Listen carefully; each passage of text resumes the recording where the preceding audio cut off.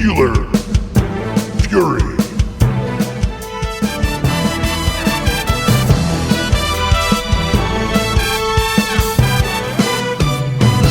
SteelerFury.com.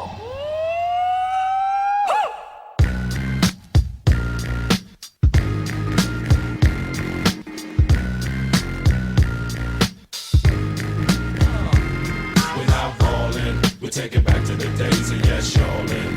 We're holding on to what's golden. And we are live. This is the Pittsburgh Steelers Show on your SteelerFury.com podcast. As always, I'm your host, Bradshaw DeBen, also known as Wil Masisak. You might know me as Accidental Zen on Twitter. Man, we got a special show for you tonight. We have somebody that I know you all been waiting to hear for a very long time. His name is Dom, goes by FC. He's somewhere in the South. Dude, Dom, you're with us. How's it going, man? All right. And that's the clue for who else is with us. A surprise turn of the plot. The original cohort and co-host of this show from way back when. Haven't talked to him for years on the show. He's been boycotting us actually till just now. His contract expired with NBC. He's with us tonight. His name is HardnosedBlueCollarThrowback. He goes by Hardnosed. Hardnosed, how are you, man? All right. Yeah, I'm not boycotting. Actually, I have an ankle injury. There's stuff broken inside my ankle, and I told BA about it, and he didn't listen to me. So, I had to take off all the gear and walk off. So, well, walk off. Did you do like a backflip and throw your shit in the crowd? I would hope you did. At least. Oh yeah, absolutely, yeah. So, but trust me, the ankle is messed up. I've got text. I can show you. Hold on, let me make a few. Where's Photoshop? Yeah, totally. Well, shit, man. It's been a long time since you were on the show. I'm sure you've been building up a whole parade of grievances about the Pittsburgh Steelers. Here's your chance for the next hour. Yeah. I can't really say that I have that many. Yeah, I don't have that many grievances. Yeah, the change in my life has been that football is not what it once was in my life. My kids are older. Little lunchbox is now 15 and almost as tall as me. So it's been harder to carve out time. I mean, now a veteran middle school teacher and coach, and it takes all my time. It takes all my energy, and that's the thing. But I still do carve out time to at least watch my Steelers. My fluency with other teams is not what it once was. My fluency with college football is trash. Although I did enjoy following Pitt this year. But Steeler-wise, no matter what, even if I got to go to, work early in the morning and wrangle 8th graders, if the Steelers are on Monday night, I'm gonna be, right there with the boys. So, it's sad that it's not a better situation for Ben to go out in. But it kind of, I don't know, small victories, beating the Browns last home game, small victory. That's something that I can look back on with a little bit of fondness, at least. Yeah, I mean, Dom, it was hardly the most exciting football game or the best Ben Roethlisberger performance. I mean, it wasn't like Philadelphia 2008 bad, but it was definitely one of, I mean, I would say during the game, I thought maybe that was a top 5 worst I've ever seen Ben play. He just looked like he was so pressing and nervous, kind of like the Super Bowl, first Super Bowl. What'd you take away from that? We're going to just forget all about that and think about it in 5 years as just a fond farewell. I'm going to think of it as a fond farewell. Whenever we sit back and we think, Stuart Fury and Ben's career about the same. The site got started shortly after Ben became a Steeler. Just thinking back, over time, You know, at the end of the day, there's 3 quarterbacks in the history of the NFL that threw for 60,000 yards and won 2 or more Super Bowls. Ben Roethlisberger, Tom Brady. You know, and the third one is the name I would not like to mention. But Peyton Manning. And, you know, Ben Roethlisberger is going to get lost because he played in the same era as, you know, Tom Brady and Peyton Manning and Aaron Rodgers. But that doesn't mean that he wasn't a fantastic quarterback, and he meant so much for like 2 generations. You know, the Steelers' quarterback situation in between Bradshaw and Ben was just so painful. And, you know, no matter what Ben did in that last game, you know, I have 2 Super Bowl memories that are all mine, that I don't have to hear the stories about the Steelers winning the Super Bowls. I got to see my own, and that's because of Ben Roethlisberger. Yeah, and I mean, you know, this season, as Hardnose said, is not necessarily the best pieces in place to kind of send him off on a really high note, but shockingly enough, you know, it's Ben, I thought that was the most interesting statistics. Best one I heard was that he's only played 2 games in his entire career, started 2 games where the team wasn't still in playoff contention. And I think that's kind of amazing for somebody who's played for 18 years for the same team. That part of it, I think, was a very fitting way to go out of his career, that they're still mathematically in it, even though it seems, you know, fairly unlikely, but still pretty good accomplishment, especially with this team that's got so many issues. You know, the most positive thing, Hardnose, I can say about their issues is that many of them are caused by young players that might get better. But I don't know. I mean, are you contemplating not watching the Steelers every week next year when Ben is gone? Because what we've seen of this team when he's not around, okay, so when they have a really hot defense, it's at least, you know, they're competitive. But if they go into next season with the similar kind of defense and without any kind of real answer at quarterback, it seems like it might be sort of ugly. What's your take on that? It could get really ugly. And I mean, what I thought of when you brought up Peyton Manning is tail end of his career with the Denver Broncos. Peyton Manning didn't have a whole lot to do with that Super Bowl victory. He was kind of a shell of his former self, but he had a tremendous running game. He had an incredible defense in front of him. And it's a shame that Ben didn't get the opportunity to do a similar thing. You know, be more of a game manager quarterback, which is, if you'd have told me 13 years ago that I would ever have said anything like that about Ben Roethlisberger, it would have made me sick. But, you know, the 39-year-old Ben, he can do that. He can do that where he doesn't always try to be the hero anymore until he needs to be. But as far as watching him, you know, the biggest thing I'm going to miss with Ben, and the thing that was still there even this year, was that feeling of faith when the game's on the line. And this year it even extended things into, like, you know, the Chargers game where the Steelers honestly had no business even being in the picture. But even though the deficit was so deep, at no point, as long as he was moving the ball and as long as things looked okay, it was like, wow, Ben could pull this off.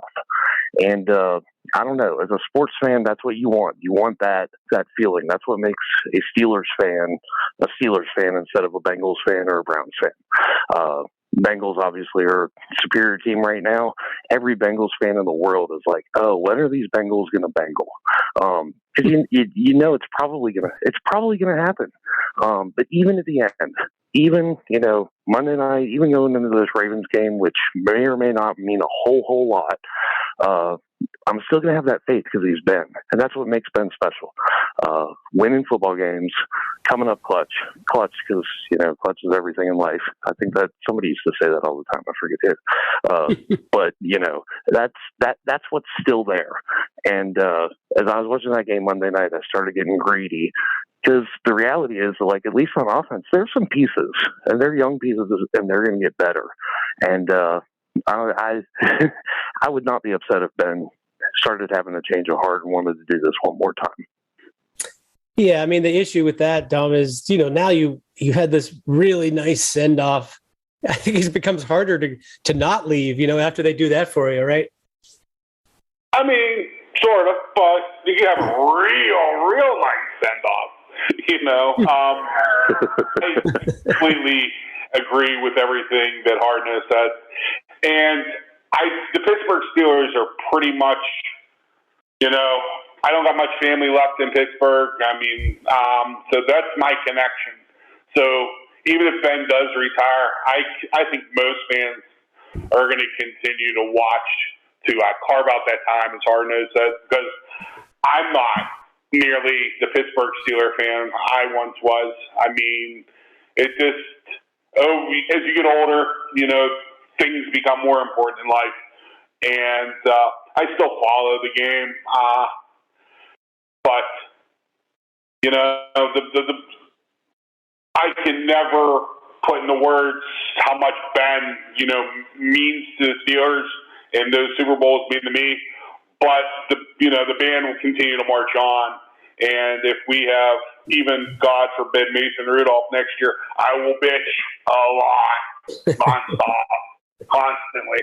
But I'm never going to become a Carolina Panthers or Atlanta Falcons fan. No, I wasn't suggesting that. It's just. I'm going to probably imagine I'm going to stay a diehard Pittsburgh Steelers fan until I'm dead. Yeah, they take it out of your cold dead hands. I mean, I remember the Kent Graham era well.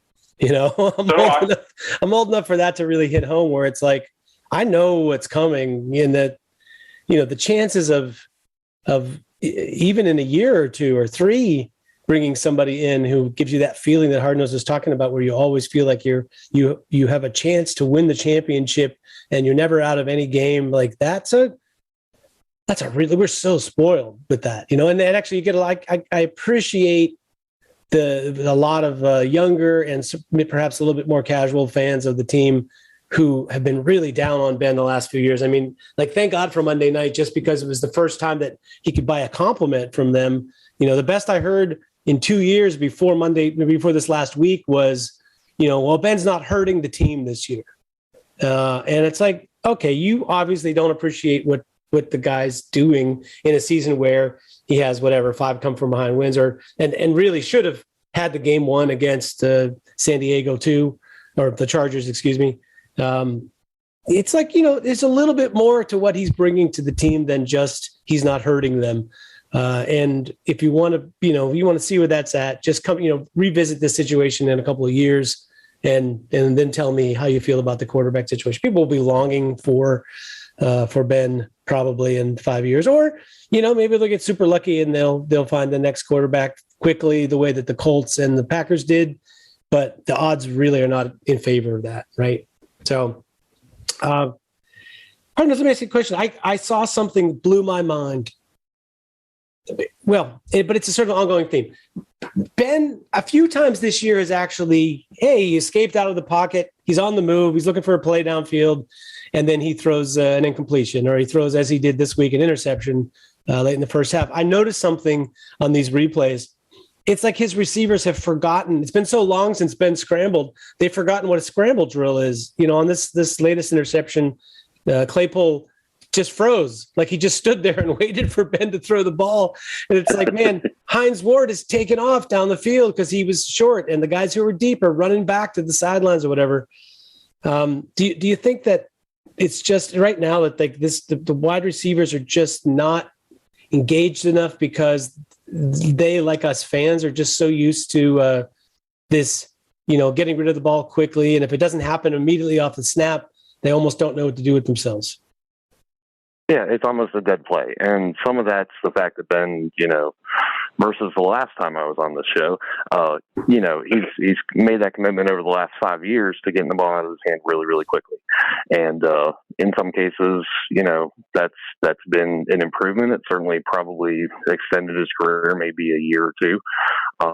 But, the level of danger just wasn't there. When it was, I forget what drive it is, but there was one little play where Ben escaped to the left a little bit and hit Freiermuth for big first down, kept the drive going. I think it might have been the eventual touchdown drive to Johnson. And it was a play where, it was quick developing enough to where Freiermuth was still in his route, and it made it one of those situations where he didn't have to improvise in terms of trying to get open.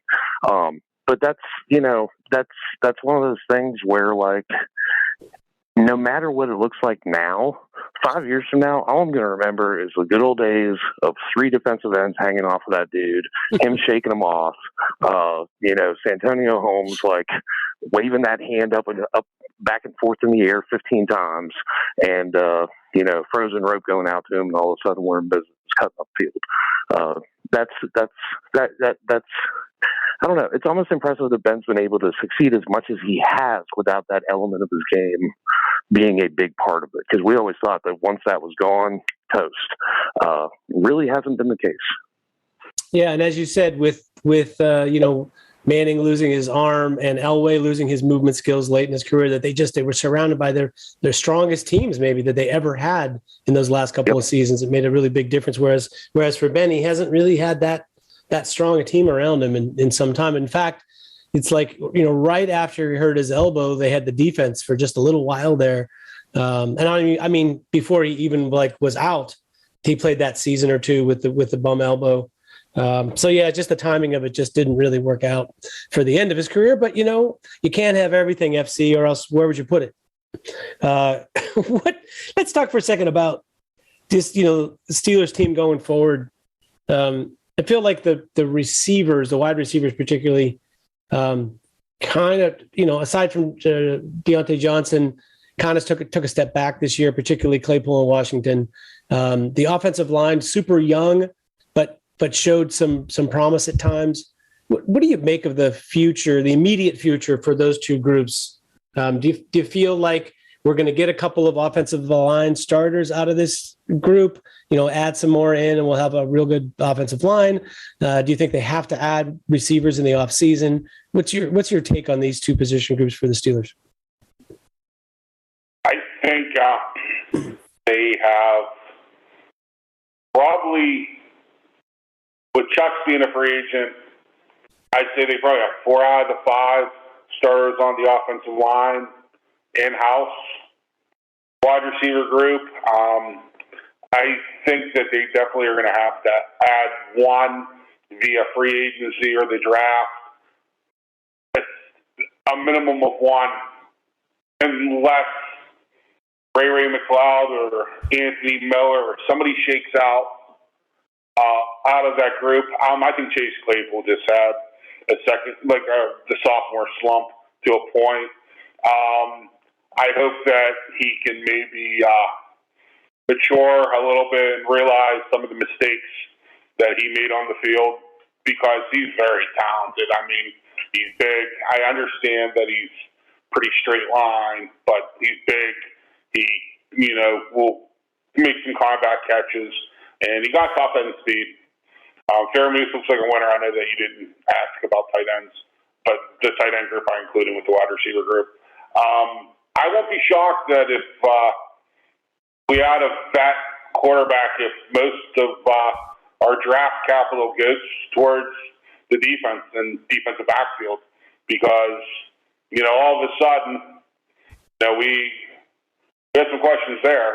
Terrell Emmons is a UFA, and we're going to have to decide what we're going to do with Minka. Joe Hayden's a free agent. Cam Sutton has looked decent as a 2. I think it would be a little bit better maybe as a nickel corner, the third corner.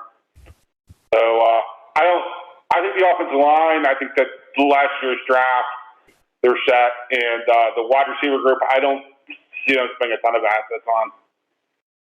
Well, just I guess a quick follow-up. You've seen Green play most of the season and Dan Moore play most of the season. Are you thinking, are you worried about what you've seen, that they're going to have to take a big jump in year 2 to stick with it, or do you see signs for optimism? I mean, how are you feeling? Glass half empty or half full? With Dan Moore Jr., he is what he is. I mean, he was an all-SEC left tackle. I don't know if left tackle is going to be his best position. I don't know if he's going to end up being a Marvell Smith or a Max Starks type, but he's a guy that's good enough to start at one of the tackle positions. I mean, he's never going to be confused with Anthony Munoz. And Kendrick Green, he has 16 games snapping a football in this entire career. The pivot's a very unique position to play, and he seems like a guy that really wants to work.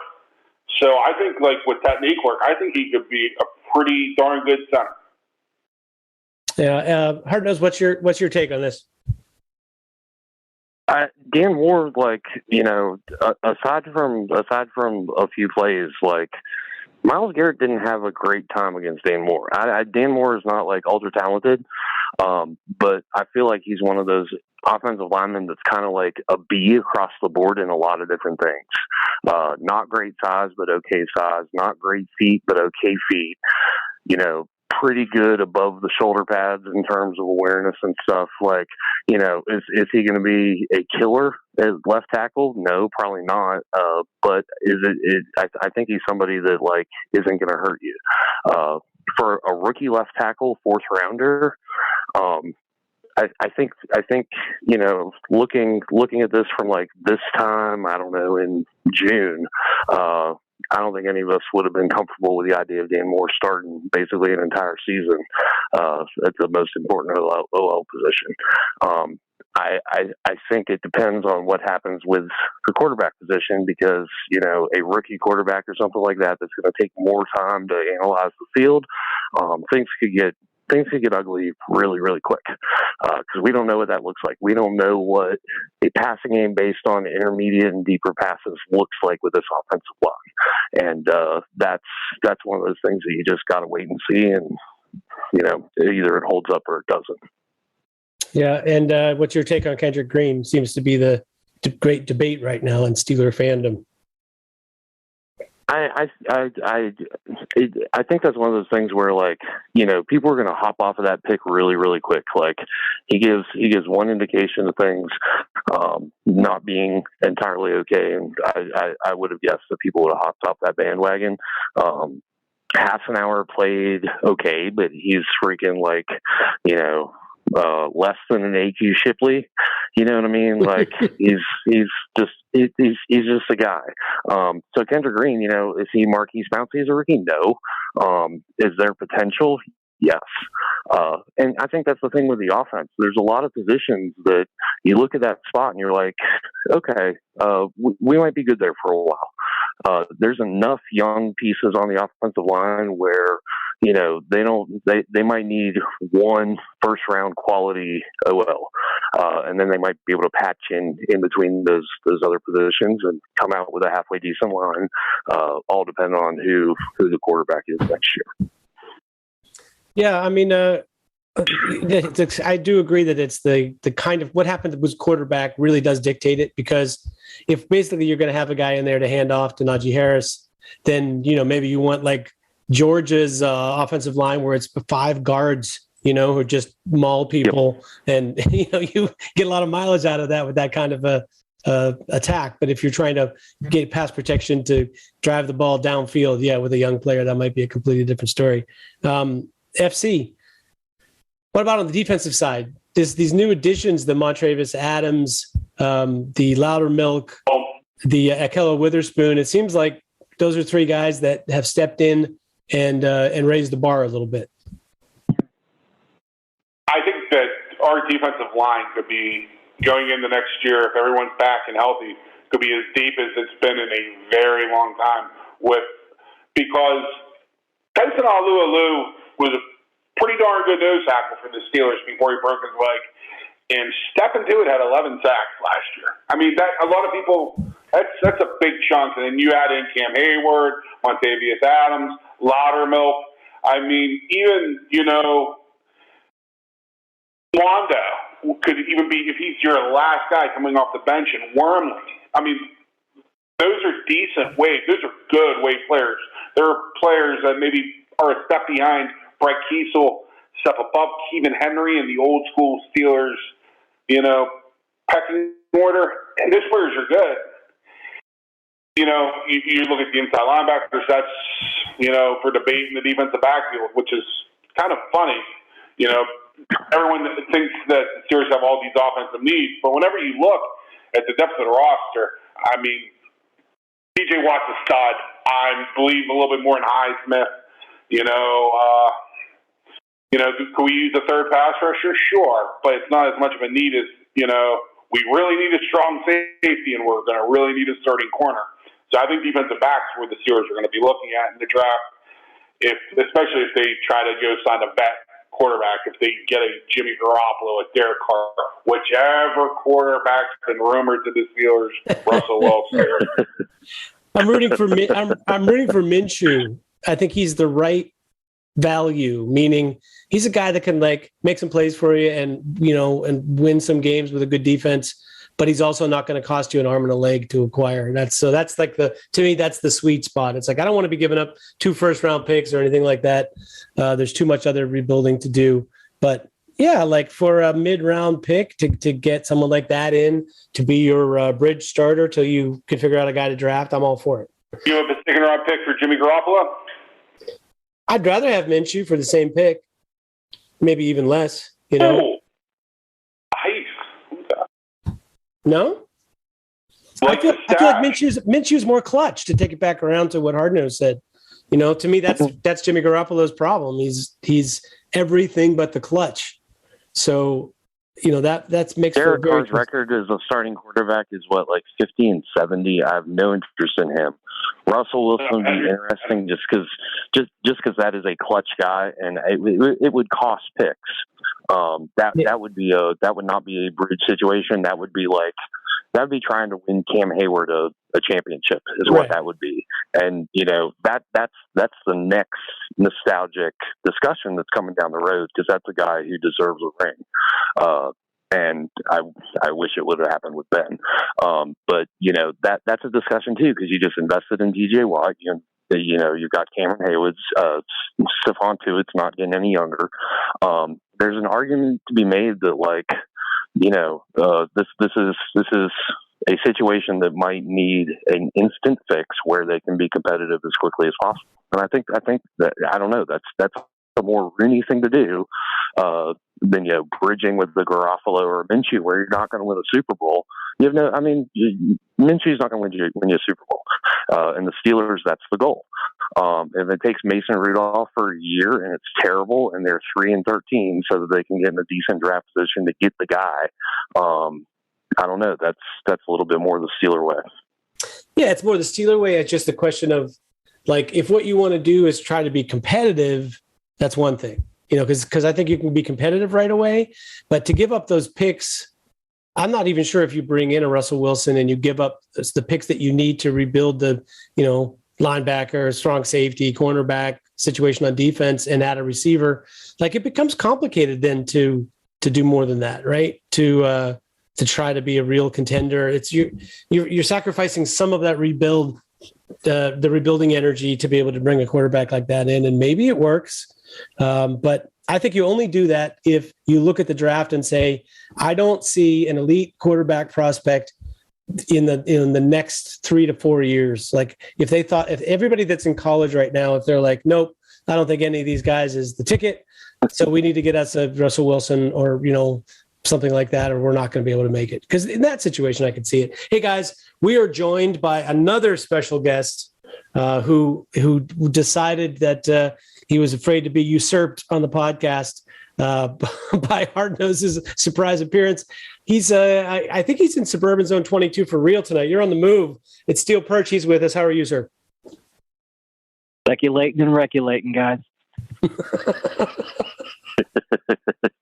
Yeah, we've been regulating a lot without you. You got anything? Any famous last words about how Monday night went? It wasn't the best or the prettiest, but it was the send-off that Ben deserved. It's basically you after last season's playoff loss, you basically said Ben was going to come back because of the fans, and he wanted to say goodbye at Heinz Field with the fans. That's exactly what happened on Monday night. What was your take about what happened? I was just absolutely tickled pink. My Yinzer brethren did me proud. And that's, I've been beating that drum and preaching that song all last year, all this year, for as many bad games as Ben has had, and how many people I had to call keyboard warriors and internet tough guys and everything else. Listen, I know he's not playing at the level we're accustomed to, this whole season, and I was perfectly fine with it when he signed the contract that he signed, was about Ben getting his going away, one last tour through, and to have his final home game to be on Monday Night Football for everybody to see, and the way that was just everything that came down at the end, how, the interception, for him to take the final knee, for all the reporters to swarm him, for the fans to be chanting, "Thank you, Ben." It was I can't think of another NFL player who got a send-off the way that he did. For a guy who's been 18 years, the Steelers, every snap that he's taken from when he was drafted 18 years ago up until this next week coming up, the Steelers were a legitimate contender for the Super Bowl the entire time. And the guy meant as much to this city as any NFL player, I think, has ever meant to any city. And I was, that was what I wanted to see for him, and he got it.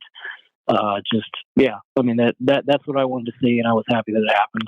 Very proud of the people in the suburban zones around Pittsburgh, and didn't sell their tickets to Cleveland, didn't no show. I mean, typically on a night game, we don't stick around too well. We don't show up too well. Winter and night, when we're typically somewhat out of contention like we are now, the fans at Heinz aren't, the way that they were. At the end of that game, everybody was still there. People were moving down to the lower bowl, and to see Ben run around and slap hands with everybody was just ideal. Could have scripted it better if it was a movie.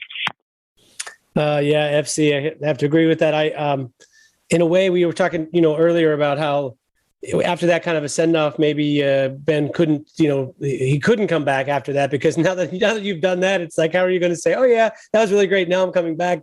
But FC, the biggest reason I secretly don't want Ben to come back is just tired of people blaming him for the state of the Steelers and so on and so forth. So from that standpoint, him able to get some appreciation here at the towards the end of his career, I feel like that seemed like a really good reason. So I mean, on the whole, you're glad that he came back and got that. If that's all this year amounts to, you're still good with it. Absolutely. And I like to also give credit to Aaron Rodgers, who was on the Manning and Manning broadcast, which I taped. And towards the end of the game, he's like, I don't think people realize how great Ben was, how much he changed the game, changed the prototype, changed the way the game was played. And I was just like, that's awesome, Aaron Rodgers. That's awesome. Because being magnanimous is expected, but you could tell that he actually meant it. And he, gave reasons. And, Ben's really never got the respect from his peers. There's a lot of media people that automatically are a little anti-Pittsburgh because they're Steelers and, they have an aura around them.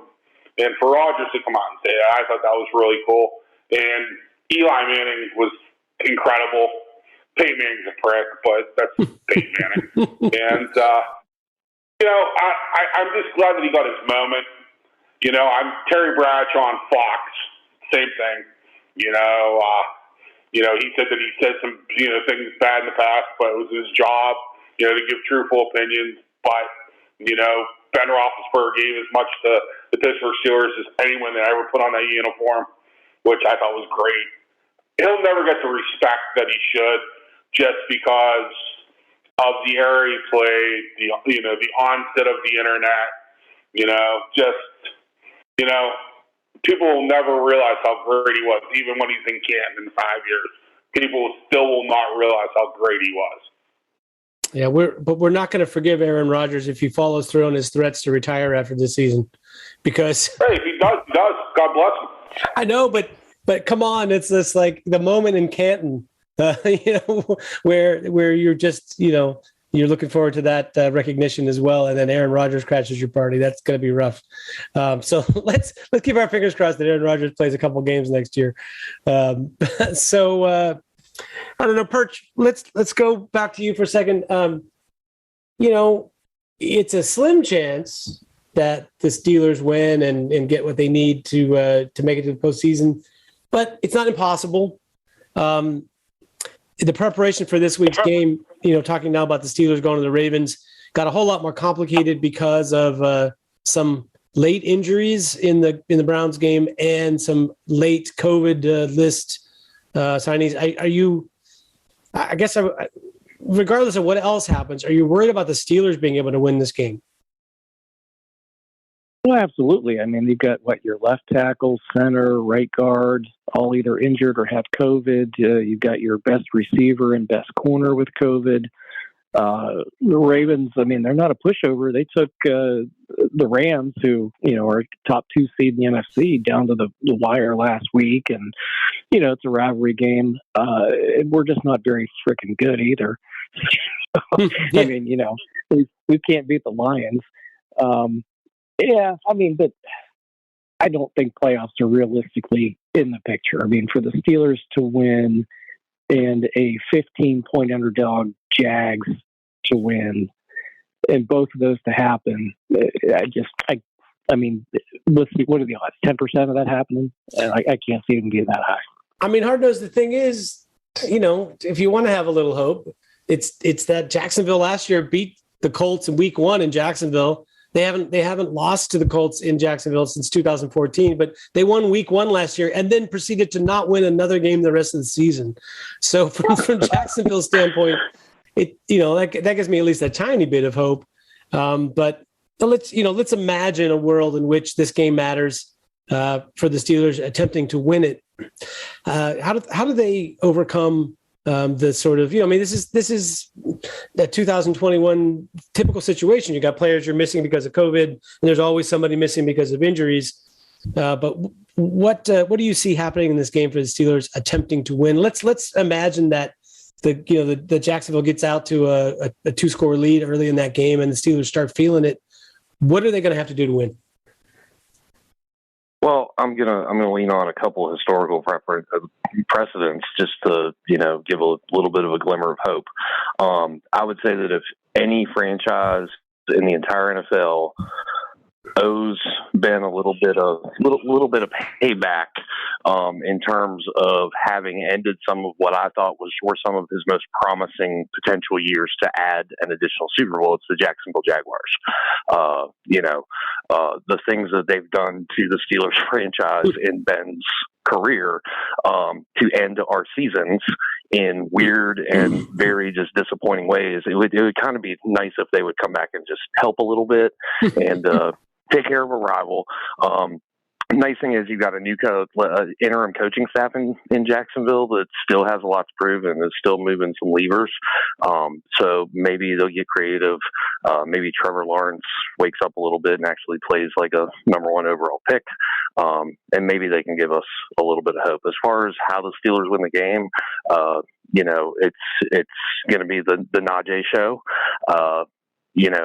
One of the most kind of overlooked things here is we kind of plan out the future. This offense moving forward is built around Najee, and that's going to inform every decision that they make. And maybe before we talked about looking towards the quarterback to determine how you build out the rest of the team, I think they're going to build around that running game. And if it's somewhat successful against the Ravens, the Steelers are going to have a good chance.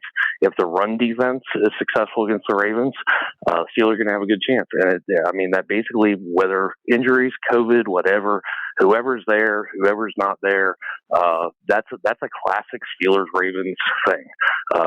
Whether it's Ben or Charlie Batch or whoever, it's one of those situations where it's going to be a knockdown, drag-out fight, and the last man standing is going to win the game.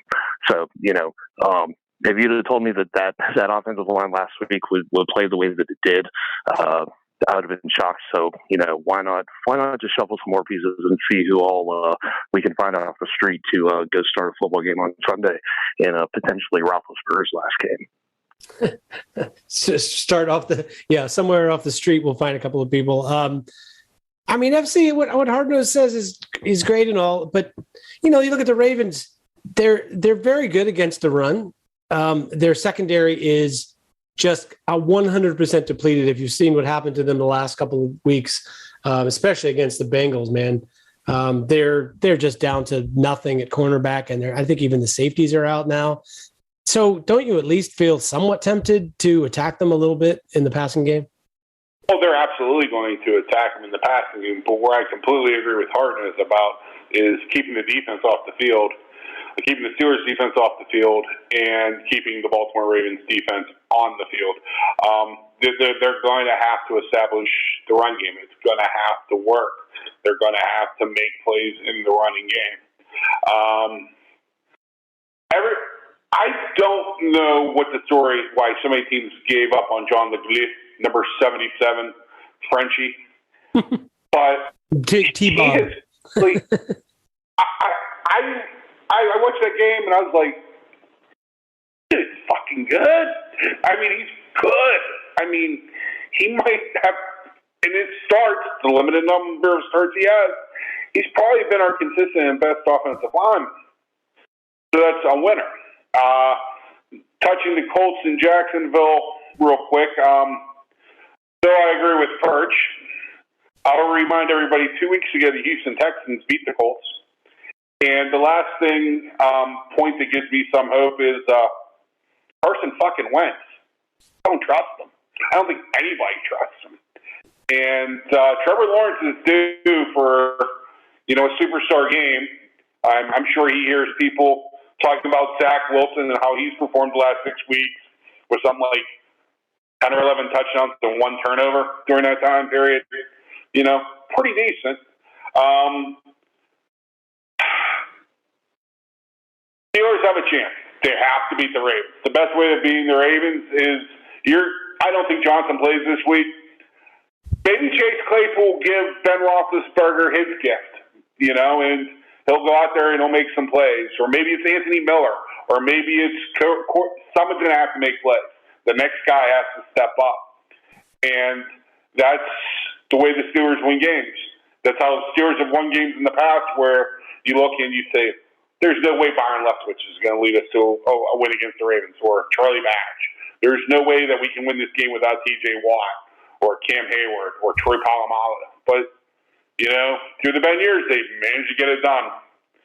And I'm going to bet this game. I'm going to bet the Pittsburgh Steelers. I am a homer, but I just have a feeling they're going to try to do everything they can do to get Ben in the playoffs. So I think you're going to get a pretty special effort from the Steelers. Well, and I'd say even if you don't get it's like, yes, it would be great if they made the playoffs. That'd be an awesome way to end the season.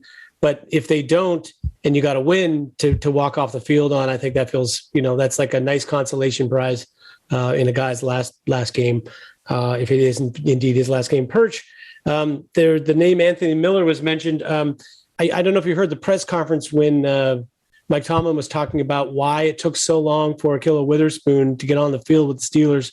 And he said he couldn't give him a hat because he wasn't good on special teams, which basically implied that he was not getting on the 53 or getting on the field because of Justin Lane. So Justin Lane's, quote, great special teams play kept Ahkello Witherspoon off the field. I mean, first of all, I'm sure you're going to want to comment on that. And then secondly, it seems like kind of the same thing's happening with Anthony Miller, who can't get on the field because he's not offering the special teams play that Ray McLeod is. But, maybe they just need to have their hand forced to give the guy a try and see if he can do something. Yeah, I mean, the hand's forced this week. I also like Tomlin's comment about, hey, everybody knows where the A-gap is, with Montravis Adams being picked up and being able to be thrown right in there right away, which, it makes some sense. I mean, hey, your job's to light up over the center and, figure out which gap you got. But, yeah, I kind of want to go back to one other thing that Hardnose threw out there with building the team around Najee. There was a stat I saw this last week that no running back in the NFL has played more than 70% of their team's snaps, except Najee, who's played 85%. We now have a 17-game season.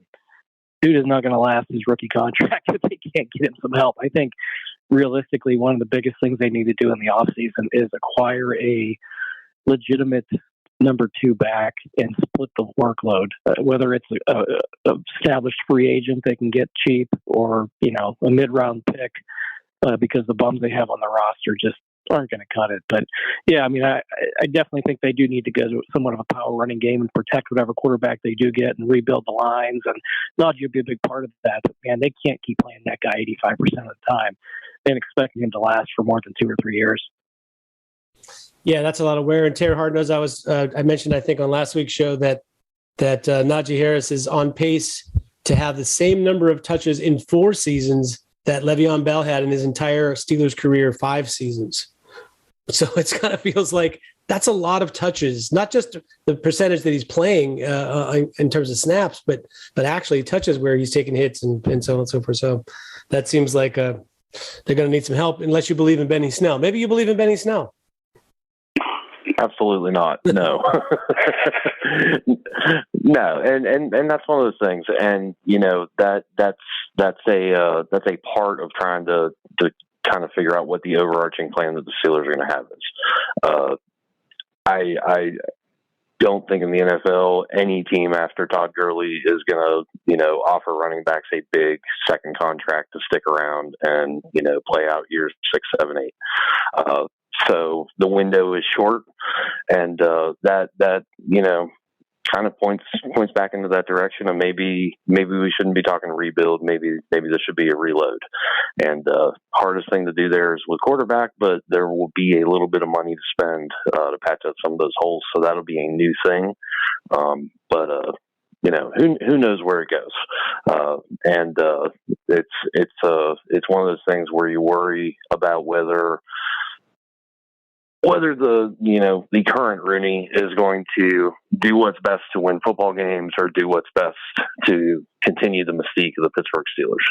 And, that's a philosophical thing that goes back 20 years, ever since Art took a more heavy hand with running the team. And that's something that you got to worry about. This is not a franchise that is famous for innovation in the last 20 years, 25 years. Yeah, so it's and I also feel like it's the battle between, do we want to stay competitive every year but not really have a chance to win a Super Bowl, or do we want to have a couple of years where we're not that competitive so that we can build a Super Bowl champion? That's that's more of a thing that the owner worries about than I think fans worry about, right? So that's definitely a philosophical question. The Perch, I'm going to go just a quick note on the defense before we move on. The defense actually, of course, they pretty much own Baker Mayfield and the Browns, except with the exception of the playoff game last year. For the his pretty much his entire career playing the Steelers has not gone well. But I get a feeling they'll have a little bit tougher time, even with the backup in Baltimore, just because of what Baltimore does than they did with Cleveland. Do you see them being able to slow down Baltimore's run game? They're pretty good at running the football, and not having Lamar changes what the Steelers' strategy might be a little bit. One thing, as much as we bag on Tomlin, the one thing that I will give Tomlin credit for, he spends an inordinate amount of time studying the other 3 AFC North teams. And he never, they may get the upper hand on him once, but it usually gets corrected pretty quick.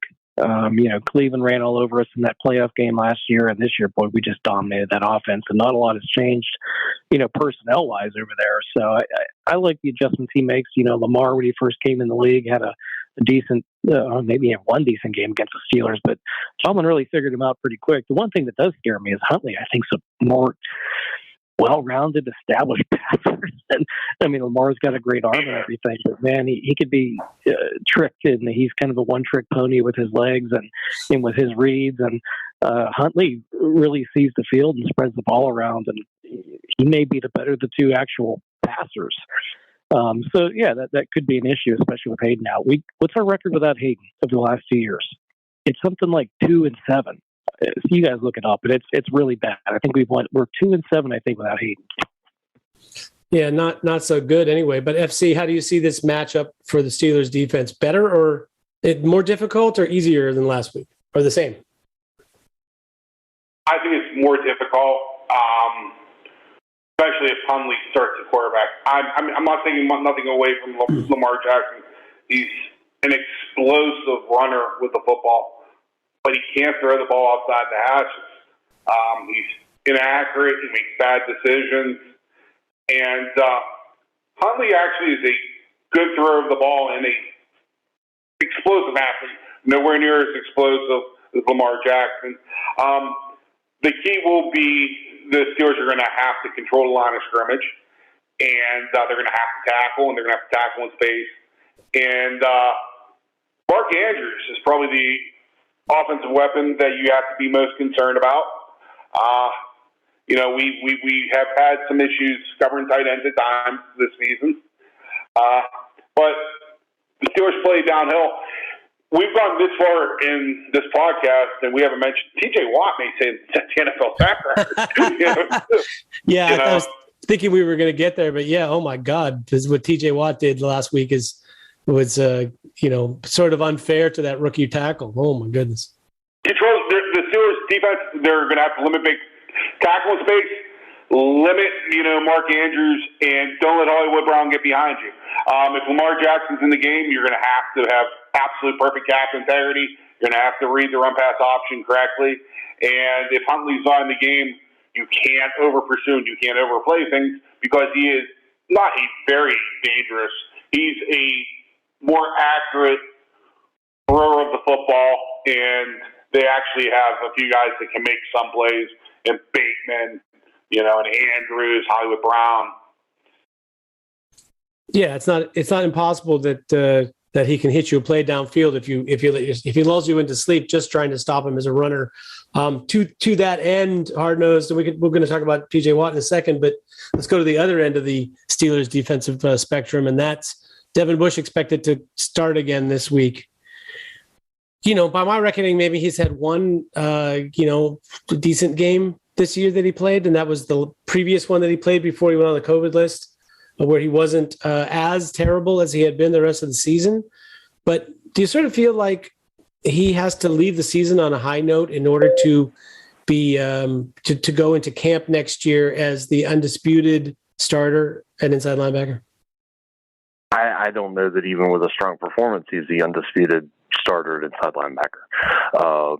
That's, not something that I thought that I'd be saying this time last year. This time last year, I was saying, dang it, I wish Devin Bush was healthy. Now it's like I'm not so sure that he should, start this Sunday, which isn't fair and it's not going to happen. But that run defense looks significantly better against the Browns with him not there. And when you have enough pieces of evidence that the defense is stronger in your absence, that's a really hard thing to make up for. It also kind of scares me because I hope Devin Bush isn't thinking that, because Devin Bush, what he needs to do is he needs to play consistent, fundamentally sound football on a down-to-down basis. If he does that, the splash plays will come, and I feel like one of his big problems this year is that mindset. I've got to justify my draft position. I've got to justify my contract. I've got to justify the assets that were moved out to make room for me by making big plays. And, for a lot of inside linebackers, the big plays are something that comes out of being in the right place at the right time, doing the right thing.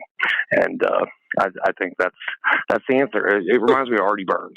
Artie Burns, very, very, very, very similar in a lot of ways, where all the physical skills are there, can make splash plays every once in a while, but can't do the simple things that are what keep you on the field at the NFL level. Yeah, Yes, we missed that kind of insight, Hard-Nosed. That's a good one, a good poll, really, in terms of that same consistency issue. That's right up there with availability being the best ability for sure. Consistency is what keeps you on the field. Perch, just quickly about T.J. Watt. T.J. Watt, 1 sack from tying the record, 1.5 from the all-time season sack record for whatever that is worth. He happens to be going up against the team that has given up the most sacks in the NFL this year. Do you think T.J. Watt is going to set the record? Because I feel like there's a little bit of pressure, and he's going to get a lot of attention. Will he set the record on Sunday? Yeah, whatever Ravens quarterback plays, likes to rely on their athleticism and hold the ball too long, and he'll get his 2 sacks. And I mean, if you think about it, though, he's played 12 games at this point. That'll be 13. I mean, he's played 14, but 2 of the games he started and barely made it out of the first quarter. So, boy, what could he do in a full 17-game season if he was healthy the entire time? It's amazing. But I want to go back to kind of what you guys were just talking about with Devin Bush, and the Steelers need to not double down on some of the mistakes they've made and be willing to accept and move on from guys like Devin Bush. And really, I think Kendrick Green, I don't see him ever getting over the hump. But the team I want to point to, the Steelers need to kind of look at. It's not that long ago that the Arizona Cardinals drafted Josh Rosen in the early first round, top 10 picks. And what did they do the very next draft? They drafted Kyler Murray. And boy, did their franchise turn around in a hurry after that. Sometimes you just got to admit a mistake right away and kind of cut bait on it. I've started to do a lot of drafting work on this upcoming draft, and there's a few good center prospects that the Steelers, I think, can get in the first 3 or 4 rounds, and there's a bunch of athletic potential inside linebackers that could take Bush's spot. So I just hope that they're open-minded enough to, be willing to draft to replace the guy that they just spent a first and second and third round pick on just a couple years back. I mean, are you kidding, Perch? They're going to run to the podium for Sam Howell or trade up for Kenny Pickett. Come on, man. You know that's coming. There's nothing you can do to stop it. We can all see it's like a slow motion car wreck in front of us. Well, if that happens, this is the city of bridges, and I have my choice of which one to jump off. Yeah, no kidding. Hey, I guess just quickly, we're going to come back and pick the Steelers score and talk a little bit what we think is going to happen in this game. And I'll give you guys Hard Nose and Dom a chance to talk about TJ Watt if you like then. But let's move on for a second, just quickly to our Around the League pick segment brought to us by. We'll go with Aaron Rodgers with his high quality comments about Pittsburgh Steelers. John Madden for the second week in a row. Boom! I mean, no person meant more. And how about some Dan Reeves, who a lot of people hated, former Cowboy, but gave a lot back to youth football, and Chico's bail bonds. There you go. Chico's bail bonds. As always, from the first episode, I think we've had Chico's bail. They've been with us the whole way. Very proud of that. So, Hard Nose, I'll start with you. They're really, the only game to talk about from this standpoint is, you said you're not that familiar with the rest of the teams in the league. What do you know about Jacksonville, Indianapolis in this matchup? Yeah, and when I say not that familiar, that is relative. That is relative to the way that I knew things a decade ago. I am certainly not ignorant to the other teams, but it's not to the point where I could name every other team's 53-man roster in any given week. So I can't even name the Steelers. There was a guy on the field last week who I'm sure was a defensive lineman, but I couldn't tell you who was. That's a first. I was like, wow, like not other than preseason, man, that never happens. Anyway, sorry, Hard Nose, go ahead. I don't know who that guy is. The Colts defense is quick and tough and opportunistic, and that's the kind of defense that has eaten Trevor Lawrence's lunch so far this year. But I agree with FC. Trevor Lawrence has a lot to prove. Trevor Lawrence is a kid who played his college football right down the road from where I am. So I certainly watched a lot of Clemson games and have heard a lot of annoying 8th grade students talking about how much they love Clemson. And he's a talented kid. He's better than he's played this year. And this is one of those, big games that he's used to playing in. That's something that you can't kind of, adjust to when you're a big name college quarterback who's used to every game being basically the national championship because you lose one and you're kind of out. He hasn't played in a big game since week 1, and this is a big game. This is a game where he can actually make a dent in the season in the NFL. So I won't give you a score, but I think the Jaguars could pull something out, and there's no reason not to say Jags win. Why not? Jags win. That's what the announcer should say when the clock is running out at the end. The Jags win. Why not? The Jags win. I'd like to hear that. Hey, quickly, Hard Nose, I imagine you still once in a while see your University of Miami Hurricanes play. Is that correct? Oh, yeah. Oh, I could talk about Tyler Van Dyke a lot. Are you a fan of Cameron Harris? Oh yeah. But I'd running back, by the way. Yeah. Go ahead. Sorry. Yeah, but I've been kind of interested to talk about Tyler Van Dyke for like half an hour because like that kid can throw the ball, and I don't know. He's exciting. Okay, I got you. Let's not get you started about Miami then. Okay, fine. Perch, well, I've already kind of heard what you think about this game. Tell me how you think it'll actually play out. Which game? Miami? No, I got off track there for a second. Jacksonville and the Colts, the only game that really matters. Colts are going to spank them all over the field. Colts by 20. FC, what do you think? I'm not sure the Jaguars are going to win, but I really don't think the Colts are going to win by 15. So I'm going to take the Jaguars and the 15 points. Yeah, I'll say this. The one thing I feel like really gives Trevor Lawrence fits is a lot of pressure in his face. I think at the NFL level, that's proven to be really sped up the clock for him and put him in some situations that are not good situations for him. He's not prepared for yet. And he might get better at that, but right now it's not that great. Indianapolis, not a big pass rush. They're like 22nd or something in the league in sacks. They're winning with creating turnovers. So I would say logically, then if Jacksonville can not turn the ball over and can pass protect for him, yeah, I think it could be a situation where they make it interesting. I also feel like for a team like Jacksonville, this is their Super Bowl. It's, the coach, the interim coach or, new coach or whatever saying, hey, look, you want to be on this team next year. You want to prove that you deserve a job.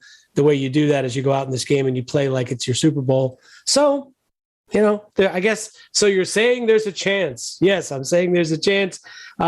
Just quickly, the Colts struggle with mobile quarterbacks too, and a lot of people don't realize Trevor Lawrence is a pretty good athlete.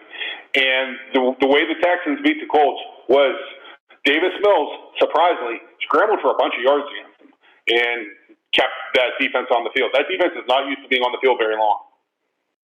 Yeah, with all the takeaways for sure. I really sure. will not be shocked if the Jaguars play the Colts tighter than everyone thinks.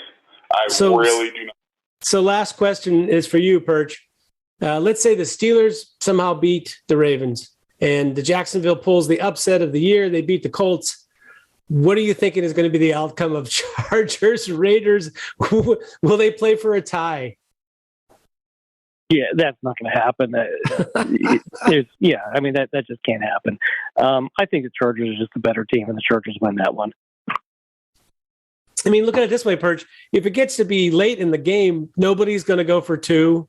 Nobody's going to go for two for the win late in the game. No one's going to kick a 58-yard field goal for the win because they're going to think to themselves, there's not enough reward in the risk.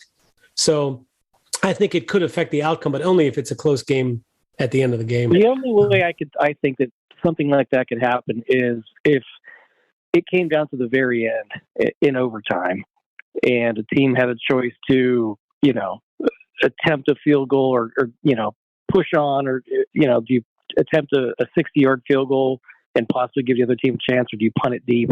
I could see something like that. Otherwise, those two teams are competing for a playoff spot. They're going to go all in. In the league, I'm sure, has already put a little buzz in their ear saying, hey, you've got to play the game. There's no way that they're just going to go out there and punt every 3 downs or, play a tie.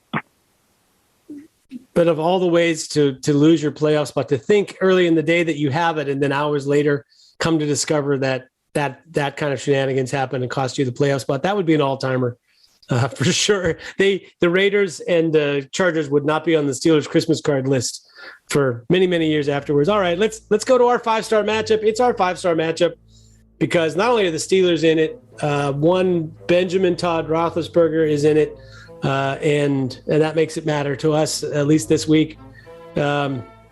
I'll start with you, Hardnose. You've been out of this for a while. Tell me what's going to happen in this Steelers-Ravens game this week. Steelers are going to win by a score of 17-14. Ben Roethlisberger is going to engineer a last-minute touchdown drive. Pat Fryermuth is going to catch the winning touchdown. Ben Roethlisberger is going to be carried off the field. Regardless of what else happens, it's going to be a storybook ending because Ben Roethlisberger is not the best quarterback ever to play football. And Ben Roethlisberger is the best football player to ever play quarterback. I asked you back just so you could say that, because if you weren't here, I was going to say it. So, Perch, how about you? How do you see this? I said it last week. I will never, ever bet against Ben ever again. Steelers are going to win. I think he's going to light up the Ravens. Steelers win 13-10. When he goes to be the quarterback of the Browns next year, and you have to pick him to win every game, I'm going to remember that. That's fine, but hold on, I got to qualify my 13-10. Ben lighting up the Ravens defense. Ray McLeod is going to catch 20 balls for 80 yards. Now that could happen. I wonder what Vegas would give you for odds on that. That's pretty good. How about UFC? What do you see happening here? Got the Steelers winning 27-24 behind 9 Chris Boswell field goals that were taking Justin Tucker's 8 field goals. In all honesty, I think the Steelers are going to win this game. I think it's going to be ugly. 17-13, 21-17 type of game. Classic Steelers-Ravens. As much as we would like to see both these teams open it up, I just don't think they have the ability to this far into the season with the COVID, with the injuries, just with how much the rosters are decimated. But I think Ben will get his second nice little. I expect the fans of Baltimore after this game to be pretty classy because Ben was the ultimate competitor, and people just forget how much he changed the game. And when Aaron Rodgers said that, I sat and I pondered and I thought about it, and he really, really did. Look at Justin Herbert and Patrick Mahomes, and people are going to say Brett Favre, but Brett Favre did that inside of a West Coast offense. It wasn't the no huddle. It wasn't, fun and gun.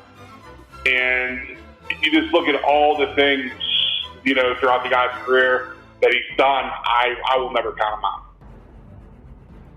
Yeah, and I mean, I feel like the expectations for rookie quarterbacks and what they were supposed to do immediately in the league is the thing that really changed after Ben came in, where, it was expected that quarterbacks wouldn't sit and learn how to play or whatever that, old excuse to be, that they were expected to come in and play well immediately. I feel like that's he put pressure on a lot of rookie quarterbacks going forward because that frankly isn't the best strategy for every young quarterback, but it definitely worked out okay for Ben. I would imagine that when Ben was at the draft and not getting picked in the first 10 picks, I think he couldn't have imagined having the career that he has now accumulated over the course of time. I said this a few weeks ago, same as Perch has been saying the same thing the last few weeks. I have no idea how to read this team or to know if they're going to score a lot of points or win ugly or get blown out. I mean, all of those possibilities seem just about equally likely to me right now. But as I said last week, I'm hoping for an outcome of this game that is the kind of outcome that Ben deserves, because the football gods don't always make things work out the way that they should or the way that you'd like them to. But I feel like this would be an occasion where I'd like to think the football gods will kick a bounce in the Steelers' favor and that they'll figure out a way to win a close game against Baltimore, because I'm sure the Ravens, even if the Ravens are eliminated by the time that it gets late in the game, I'm certain that they would still like to go off on a winning note, much as Ben and the Steelers would. So here's hoping for some fight in the Jacksonville Jaguars and some fight in the Pittsburgh Steelers receivers, and a proper send-off for one Ben Roethlisberger, who's made this show a lot more interesting over the course of 14 years. Last words, I'll give one to you, Perch. Oh, I'm going to use more than one this week. First off, I want to say thank you, Ben. So many memories and so much glory for the franchise over the last 18 years. If I live to be 100, he's going to go down as my favorite athlete of all time. Thank you to the Yinzers.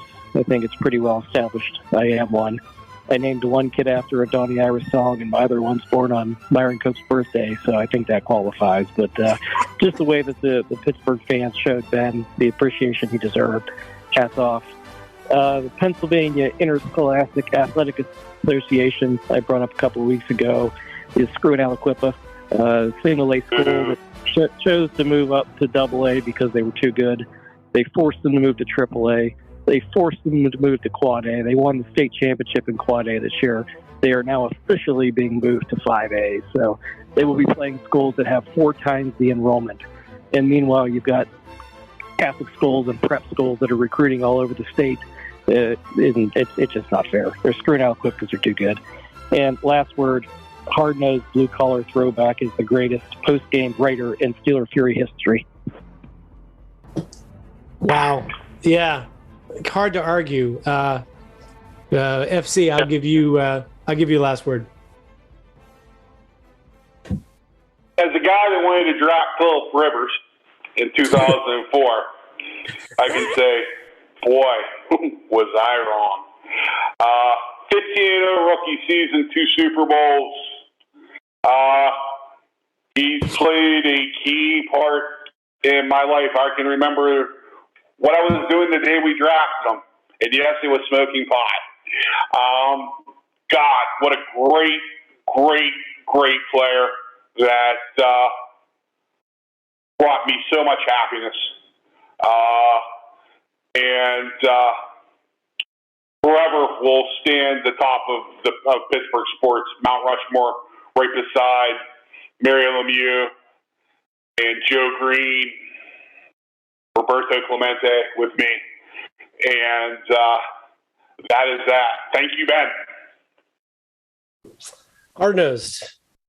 Final words. My first child was born in June of 2004, and Ben Roethlisberger started his first game in the NFL in September of 2004. That child is now 17 years old, and I don't know. It's one of those things where we've talked about this a decade ago. Football is what brings us together. Football is what brings people together. I enjoyed doing this tonight, gentlemen. I don't feel nearly as confident doing it as I used to, but I did miss you guys. Steeler Fury Nation, I will always love you in so many ways. I will always feel bad for disappearing the way that I did, but sometimes in order to leave something that you love that doesn't necessarily fit in the tempo of your life, that's the easier way to do it, because spent a lot of good time with you guys. A lot of these sessions, as my wife sits downstairs desperately waiting for me to be done so that we can go to bed. I will always love Ben Roethlisberger. He will always be my favorite quarterback. When I think of a quarterback, I will think of Ben Roethlisberger. Thank you, Ben, for giving me so much entertainment over the years. And that's what football's about. Will I watch next year if it's Mason Rudolph? Don't know if that qualifies as entertainment. And that's a big thing. So I want to see 2 things on Sunday. I want to see Ben Roethlisberger go off into the sunset with a win. And honestly, more than anything, a playoff game would be great. Don't get me wrong. But another thing that would tie that day to NFL history forever, and maybe more important to me than even a playoff game, because let's be honest, guys, this is not a team that's going to barnstorm the playoffs. The one thing that would make that a massively historic day, and forget the sharing nature of it, is if T.J. Watt were to break that sack record on the day of Ben's last game. There'd be some kind of bus to Ben torch passing in that happening in the same game. That would be kind of some kind of historical continuance that would just make me happy. Remembering those 2 things together, I don't know. It's one of those things that could make Ben's legacy last even longer. Oh man, you guys, you put me in a spot. You said everything I wanted to say. First of all, 14 years for this show. Speaking of things that don't really fit the tempo of your life, and I think about how many places that this show has been hosted from around the world and different times, and the madcap resources that it took on occasion to get it to be done. I remember being in the parking lot at a taco restaurant or something once to try to get steal some Wi-Fi to be able to do the show. Oh my God. In Iceland and all kinds of places. At any rate, my thank you, first of all, would like to go out to SteelPerch, to Dom, FC, and to Hard Nosed Blue Collar Throwback, the OG of the podcast. You guys have really made this a fun ride. I'm not sure how much longer we're going to keep this all together, especially in light of the fact that we're losing the thing we probably talked about more in 14 years than anything else in Ben Roethlisberger. So from that standpoint, it'll be the end of an era in more ways than one. As far as Ben is concerned, I mean, I probably the first online moniker that I ever had for myself, other than maybe like an email name or something like that, was coming to Steeler Fury and changing my name to my online screen name to Bradshaw to Ben. So obviously, he's been connected to. I get to take a little shine, the little leftover shine from Ben, my entire online experience. So for that, I am very thankful, and to just having had the chance to experience Steelers football over the course of his career was one of the highlights. Even for somebody like me who witnessed the '70s teams and everything in between, it was still kind of amazing to have so much access as we did to everything that happened because of the era that we live in with the internet and so on and so forth, and to have this therapy session every week where we get to talk our way through it so we can live another day and be optimistic about what's coming the next weekend. You guys always make me feel a little bit more optimistic than I started when the show began each week. So thank you to each of you for that. And I just want to see Ben go off on his terms, whatever that might be, and for Steelers fans to appreciate him. I hope that they can appreciate him while he's still here this week.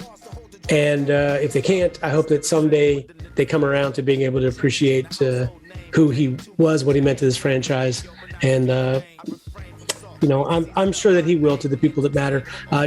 From Pit with Love, the poster at Steeler Fury, said something to me this week. He said that in one way, the suspension of Ben and the off-field troubles sort of took Ben out of the national discourse. And instead of being somebody that belonged to all NFL fans as a superstar to everyone, he became someone to Pittsburgh Steelers fans and to Pittsburgh. And so we have a different relationship with him, a more special relationship.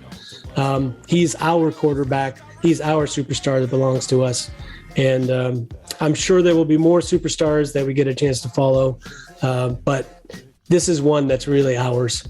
So enjoy it on Sunday. Gentlemen, ladies off there, everyone who's listening and everyone who makes Steeler Fury happen. Appreciate it, all of you. SteelPerch, Dom, FC, Hard Nosed, thank you for being here with me tonight. I am Wil Masisak, also known as Bradshaw to Ben and Accidentals on Twitter. This week, I'm really Bradshaw to Ben and maybe Bradshaw to Ben too, ? Talk to you after a fantastic Steelers victory, a great send-off for Ben Roethlisberger, and go get them, Steelers. Here we go. Take care, everybody. Go Steelers. We're not falling. We take it back to the days of yes, showing. We're holding on to what's golden. On the stage, I rage and I'm rolling. We're not falling. A shot calling. We take it back to the days of yes, showing. We're holding on to what's golden.